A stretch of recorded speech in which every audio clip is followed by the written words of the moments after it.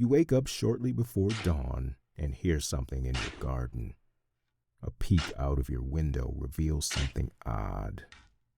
Mabel digging through the rose garden, lips tight with determination. And when she hits bone, she stops and looks up to find your Arctic stare.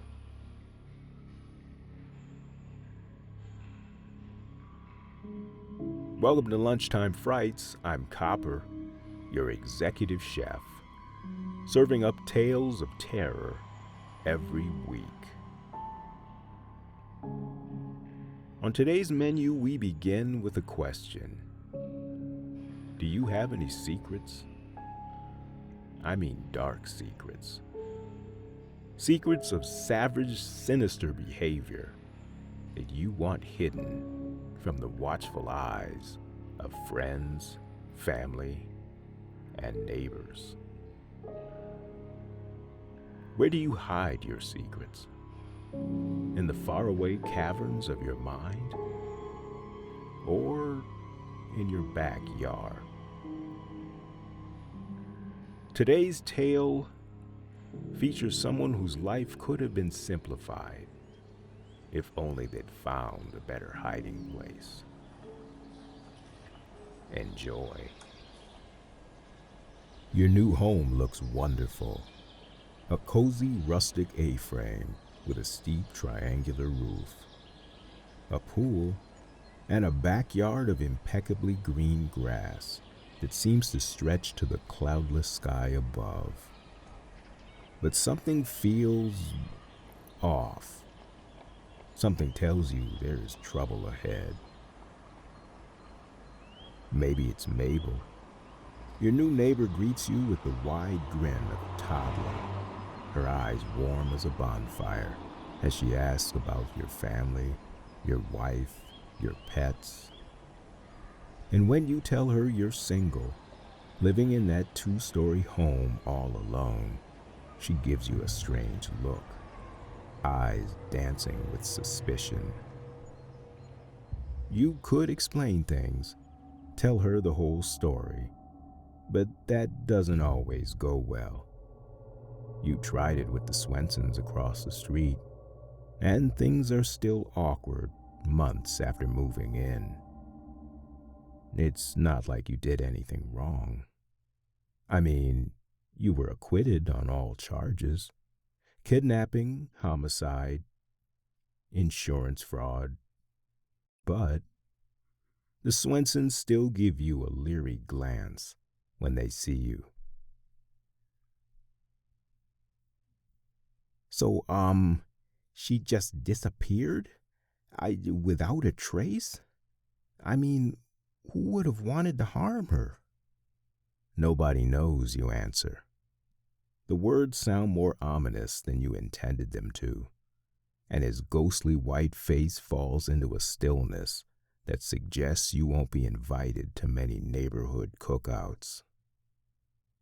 But as fall surrenders to the deep freeze of winter, and winter melts into a gloriously green spring, your neighbors see you're not the villain they first pegged you for.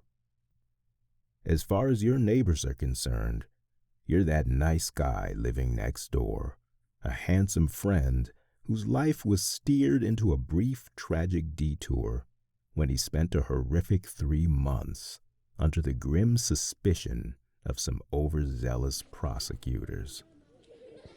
It's now been a year since you moved in, and nearly 9 months since your acquittal.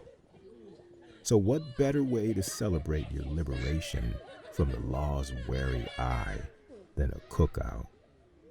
Mabel is there, and so are the Swensons, the Andersons, and those adorable red-headed twins, their mother, and their auburn-coated cocker spaniel.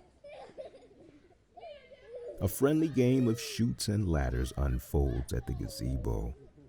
Mr. and Mrs. Anderson, both a little tipsy, fumble their way through a 50s sock hop dance step they can almost remember. And the cocker spaniel pokes through the rose garden, probably in search of an elusive rabbit. It's a picturesque Norman Rockwell, framed by the blissful canvas of a suburban cul-de-sac. As night falls, Mr. Swenson hoists a dark German beer and makes a toast. You know, I have to say, I'm really glad I got to know you real well. I mean, after I heard everything about the trial and all, I just kind of assumed the worst. But you're good people, and here's to you. Beers clank all around, and the guests say their goodnights on their way back home. Before stepping inside, you notice Mabel cleaning up the damage done to your rose garden, her eyes firm on her work as she pushes around piles of dirt until order is restored. I've got that, you say. But your words must have landed more harshly than intended. She turns quickly, eyes wide. You give her hair a gentle stroke and soften your tone. You go on home, Mabel. Have a good night. She nods and waves, backpedaling away. You can't put your finger on it, but there's something distant about her, something almost scary. You watch her leave, then head to bed. Good night, Mabel.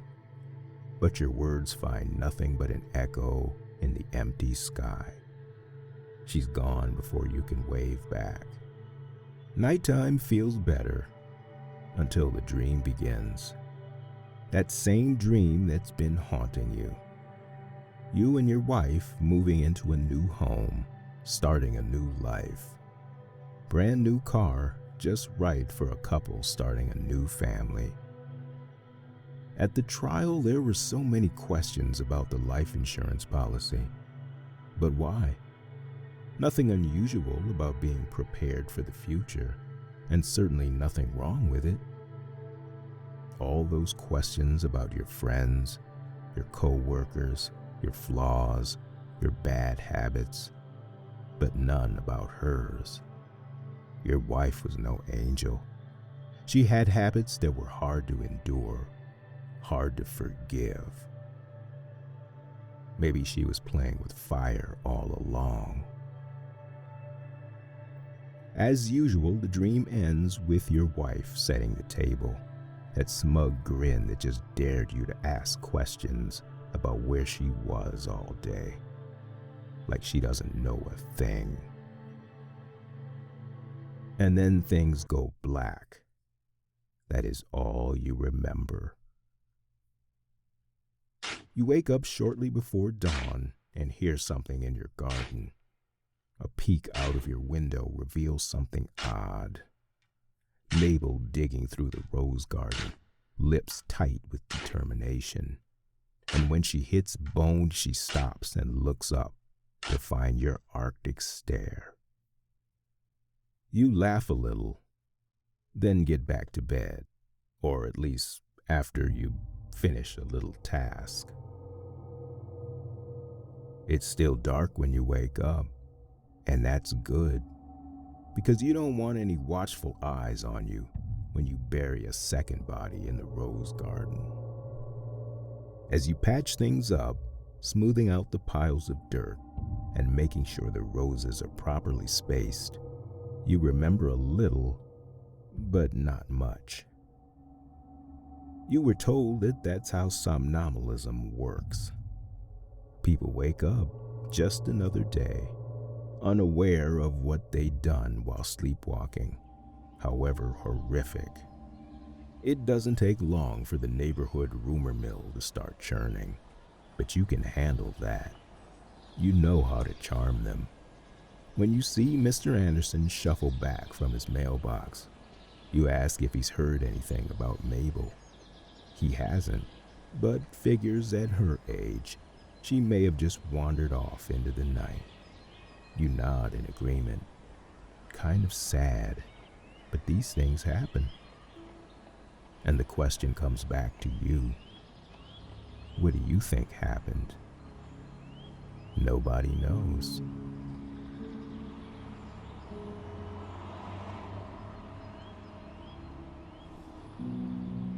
Thank you for joining us on Lunchtime Frights. I'm your host, Copper.